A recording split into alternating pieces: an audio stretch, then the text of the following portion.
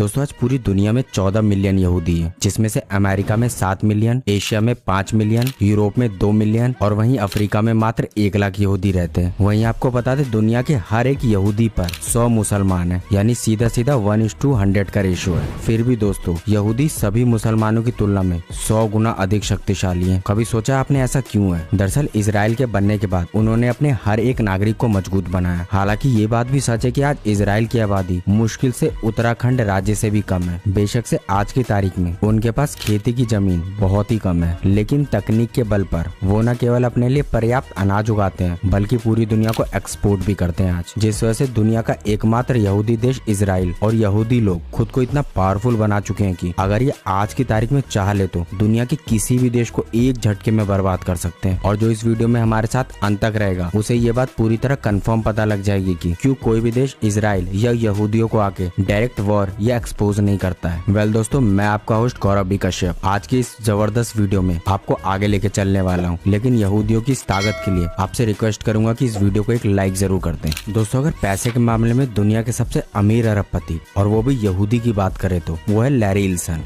वैसे इन्हें तो आप सभी जानते ही होंगे। लैरी ओरेकल कॉर्पोरेशन के को फाउंडर है और ओरेकल दुनिया की सबसे बड़ी IT कंपनीज में से एक है, क्योंकि ये कंपनी दुनिया भर के सरकारों की IT डिपार्टमेंट को संभालती है, यानी उनके कामकाजों पर अपनी नजर बनाए रखती है, जिससे शायद अब आप यहाँ लैरी इल्सन की पावर को समझ ही गए होंगे। और अगर हम दुनिया की बात कर रहे हैं दोस्तों तो उसमें अमेरिका, यूरोप, जर्मनी, फ्रांस सब आता है, यहाँ तक कि भारत भी। वो आज भी कंपनी के चेयरमैन और चीफ टेक्निकल ऑफिसर हैं, जिस वजह से आज भी लैरी की ओरेकल में 42.9% की हिस्सेदारी है, जिससे उनकी मंथली इनकम $700 मिलियन आती है और नेटवर्थ $101 बिलियन की है। वहीं रिचनेस की लिस्ट में ये दुनिया के चौथे सबसे अमीर हैं। वहीं दोस्तों इस लिस्ट में दूसरा नाम है मार्क जुकरबर्ग का। वैसे बहुत ही कम लोग ये बात भी जानते होंगे कि मार्क भी एक यहूदी है। दरअसल आपको बता दें इनका जन्म एक यहूदी परिवार में हुआ था। आज जुकरबर्ग के पास इतना पैसा है कि अगर वो अपना पैसा डायरेक्ट लगा दे तो हमास को वो एक झटके में खत्म कर सकते हैं। और सिर्फ हमास को ही नहीं बल्कि वो दुनिया के किसी भी देश को बर्बाद करने की कैपेसिटी रखते हैं आज, क्योंकि फेसबुक, इंस्टाग्राम और व्हाट्सएप ऐप दुनिया भर के लोगों द्वारा इस्तेमाल किया जाने वाला सबसे बड़ा सोशल नेटवर्क है। मतलब दुनिया भर के करीब 20 करोड़ लोग रोज इन एप्लीकेशन पर अपना काफी समय बिताते हैं। यहाँ तक कि दुनिया की बड़ी बड़ी पॉलिटिकल पार्टीज भी अपने कई कन्वर्सेशन व्हाट्सएप और इंस्टाग्राम के जरिए करती है आज, जिससे अब आप यहाँ खुद ही अंदाजा लगा सकते हैं कि मार्क के पास कितनी बड़ी पावर है। वहीं दोस्तों इस लिस्ट में आगे चलते हुए तीसरे यहूदी हैं माइकल ब्लूमबर्ग। और जो दोस्त हमारे शेयर मार्केट से वास्ता रखते होंगे वो इनके नाम से भली भांति वाकिफ होंगे, क्योंकि दोस्तों माइकल ब्लूमबर्ग के नाम से क्लियर हो रहा है कि Michael Bloomberg media company Bloomberg के मालिक हैं। दरअसल ये मीडिया कंपनी फेमस लोगों को लेकर एक एनुअल रिपोर्ट लाती है और इस रिपोर्ट से लोगों की इंटरनेशनल इमेज को दुनिया के सामने पॉजिटिव या फिर नेगेटिव दिखाया जाता है। यानी सीधे शब्दों में कहे तो माइकल ब्लूमबर्ग चाहे तो वो किसी भी इंटरनेशनल लीडर की इमेज को दुनिया के सामने अपने तरीके से दिखा सकते हैं आज की तारीख में। यानी आप समझ सकते हैं कि कोई भी देश का लीडर अगर उनके देश के खिलाफ जाएगा या उनकी कम्युनिटी के खिलाफ जाएगा तो पूरी दुनिया में उन्हें नेगेटिव इम्पोज कर सकते हैं। खैर दोस्तों इस लिस्ट में चौथा नाम है माइकल शॉल डेल का, जो कि धार्मिक रूप से यहूदी है और इनके पास भी इजराइल की नागरिकता है। वैसे आपको बता दूं उनका बचपन से ही कंप्यूटर के प्रति जबरदस्त लगाव था और शायद यही वजह थी कि जब माइकल डेल की उम्र केवल 27 साल की थी तभी वो दुनिया के सबसे यंगेस्ट CEO बन गए थे। और माइकल डेल की मेहनत का ही रिजल्ट है कि आज के समय में उनकी कंपनी दुनिया की सबसे बड़ी टेक्नोलॉजी इंफ्रास्ट्रक्चर कंपनी में से एक है। हालांकि आपने भी कभी न कभी डेल का कोई ना कोई प्रोडक्ट जरूर यूज किया होगा और आज भी आप में से बहुत से लोग इसके प्रोडक्ट का इस्तेमाल करते ही होंगे, चाहे वो माउस हो, कीबोर्ड हो या कुछ भी हो। यानी इससे आप खुद अंदाजा लगा सकते हैं कि माइकल डेल कितने ज्यादा पावरफुल हैं। वैसे दोस्तों पांचवा यहूदी ऐसा यहूदी है जिससे अगर डायरेक्ट पंगा लिया तो यानी अपनी बर्बादी का सिग्नेचर आपने खुद अपने पेन से कर दिया समझ लो, क्योंकि जब पावरफुल जेविश की बात हो रही हो तो भला हम लैरी पेज और सर्जी ब्रिन को कैसे भूल सकते हैं। आज पूरी दुनिया इन्हें गूगल गाइस के नाम से जानती है और ये बात शायद मुझे बताने की जरूरत नहीं है कि गूगल आज दुनिया में सबसे प्रसिद्ध और सबसे ज्यादा इस्तेमाल किए जाने वाला सर्च इंजन है। और इसी सर्च इंजन की बदौलत आज लैरी पेज और सर्जी ब्रिन की नजर डायरेक्टली और इनडायरेक्टली पूरी दुनिया पर है और पूरी दुनिया के हर एक सेकंड, हर एक मूवमेंट पर है। और जैसे कि ये बात हमने आपको पहले भी बताई है कि ये दोनों ही दोस्त यहूदी हैं जिनके पास इजराइल की नागरिकता है, या कह ले तो अगर इनके धर्म को डायरेक्ट अगर कोई हानि पहुंचाएगा तो ये उसे बख्शेंगे भी नहीं, क्योंकि आपको बता दूं हर देश गूगल मैप का इस्तेमाल करता ही करता है जिससे उनकी लोकेशन, वहीं हर कॉर्पोरेट कंपनी जीमेल का इस्तेमाल करती है जिससे उनका डाटा, और बड़े बड़े स्पेस एजेंसीज या चाहे जितने भी बड़े रिसर्च इंस्टीट्यूट्स हो, वो गूगल ड्राइव और ना जाने गूगल के कितने प्रोडक्ट्स का यूज करती है, जिसका पूरा एक्सेस सर्जी ब्रिन और लैरी पेज के पास है आज की तारीख में। वहीं दोस्तों पावरफुल यहूदियों की लिस्ट में अगला नाम है सैम ऑल्टमैन का, जो कि पिछले साल ही काफी ज्यादा दुनिया भर में फेमस भी हुए। लेकिन अगर आप नहीं भी जानते तो आपको बता दें, आपने चैट जीपीटी का नाम तो सुना ही होगा, क्योंकि चैट जीपीटी ने सिर्फ 5 दिनों में ऐसा काम करके दिखाया था जिसे फेसबुक को करने में 10 महीने, इंस्टाग्राम को करने में 2.5 महीने और वहीं नेटफ्लिक्स को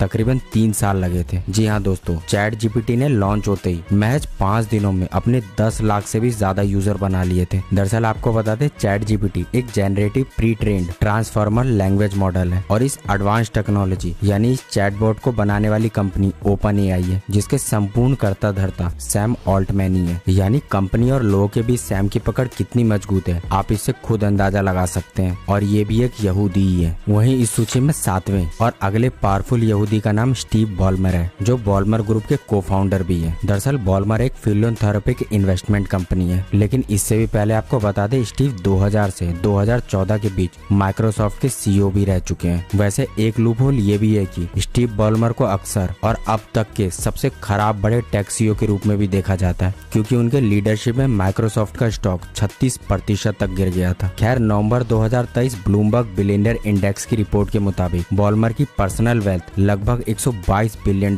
की है आज, जो उन्हें 5th richest person in the world बनाती है। वहीं अगले यहूदी हैं, यानी नंबर 8 है स्टीफन एलन। दरअसल स्टीफन ब्लैकस्टोन के फाउंडर होने के अलावा ये प्रेजेंट टाइम में ब्लैकस्टोन के चेयरमैन और सीईओ भी है। ब्लैकस्टोन का AUM लगभग $880 बिलियन का है और वहीं स्टेफन की नेटवर्थ $32 बिलियन की है। दरअसल आपको बता दें कि स्टेफन ने हार्वर्ड यूनिवर्सिटी से MBA किया है और MBA के बाद उन्होंने लेमन ब्रदर्स को भी ज्वाइन किया था, लेकिन स्टेफन ने लेमन ब्रदर्स को उनके टॉक्सिक वर्क कल्चर की वजह से छोड़ दिया, जिसके बाद ही उन्होंने अपनी कंपनी ब्लैकस्टोन की शुरुआत की अपने फॉर्मर बॉस पीटर जी पीटरसन के साथ मिलकर। और देखते ही पीटर जी पीटरसन की स्ट्रेटेजी की वजह से ब्लैकस्टोन USA में one of the biggest private equity funds बन गई, जो कि आज पूरी दुनिया की सबसे बड़ी प्राइवेट इक्विटी फंड है। यानी आपको ब्लैकस्टोन की ताकत का एक अंदाजा इसी से बता दे कि ब्लैकस्टोन जब चाहे जैसे चाहे वो किसी भी देश के शेयर मार्केट को बर्बाद कर सकता है। और दोस्तों स्टीफन एलन भी एक यहूदी ही है, तो बताइए कौन सा देश उनसे डायरेक्ट पंगा लेने की औकात रखेगा। वहीं दोस्तों इस लिस्ट में अगला नाम है आर्थर डी लेविंसन का, और आपको बता दें लेविंसन भी एक यहूदी है और वो प्रेजेंट टाइम में कितने पावरफुल है इसका अंदाजा आप इसी बात से लगा सकते हैं कि वो आज की तारीख में एप्पल इनकॉर्पोरेशन के चेयरमैन है। और ऐसे में अगर लेविंसन चाहे तो अपने एप्पल के डिवाइस के थ्रू दुनिया के किसी भी देश की पब्लिक को आसानी से कंट्रोल कर सकते हैं, क्योंकि एप्पल के पास लग्जरी लोगों का डाटा है। यानी दुनिया के जितने भी बड़े क्लास और रिच क्लास लोग हैं वो इन्हीं के प्रोडक्ट को यूज करते हैं और उन सबके डाटा का कंट्रोल लेविंसन के हाथ में। यानी दोस्तों दुनिया का सबसे महंगा और सबसे बड़ा ब्रांड भी यानी कहें तो यहूदी के ही कंट्रोल में। वहीं दोस्तों इस लिस्ट में अगला नाम है आर्थर रॉक का। दरअसल आर्थर रॉक एक अमेरिकन बिजनेसमैन और इन्वेस्टर है, जो कि सिलिकॉन वैली कैलिफोर्निया में स्थित Intel, Apple, scientific data system और टेलीडाइन जैसी कंपनियों में अर्ली इन्वेस्टर रह चुके हैं। वैसे 97 साल की उम्र में भी आज इनके पास अच्छी खासी दौलत है, जो इन्हें पावरफुल यहूदी की लिस्ट में शामिल करती है। वही दोस्तों जाते जाते हम बात करेंगे मोसाद की। दोस्तों सबसे पहले तो ये जान लीजिए कि मोसाद किसी व्यक्ति का नाम नहीं है, बल्कि इजराइल की एक खुफिया एजेंसी है। हालांकि उससे ही पहले आपको ये पता होना चाहिए कि इजराइल के पास 3 खुफिया संगठन है, जिनके जिम्मे देश की पूरी सुरक्षा जिम्मेदारी है। इसमें अमन नाम की एजेंसी सेना की खुफिया जानकारी को इकट्ठा करती है। वहीं इजराइल की इंटरनल सिक्योरिटी की जिम्मेदारी शिन बेट की होती है। वहीं तीसरी और सबसे डेंजरस एजेंसी है जिससे पूरी दुनिया कांपती है, वो है मोसाद, क्योंकि मोसाद का काम विदेशी खुफिया जानकारी को जुटाना है, इन जानकारियों को एनालाइज करना है और कुछ भी गलत होने पर सीक्रेट ऑपरेशन को अंजाम देना है। वैसे दोस्तों मोसाद की पावर को समझना है तो बस आप इतना जान लीजिए कि मोसाद अपने दुश्मनों को उनके ठिकानों पर ही मारने की क्षमता रखता है। यानी वो किसी भी देश में छुपे हो वो वहाँ घुस के मारता है उन्हें। और जो इस वीडियो में यहाँ तक पहुँच गया है वो बहुत अच्छे से समझ गया होगा कि 56 मुस्लिम देश और दुनिया के दिग्गज देश अमेरिका, चाइना या कोई भी देश डायरेक्ट इजराइल या यहूदियों से पंगा लेने से क्यों डरता है।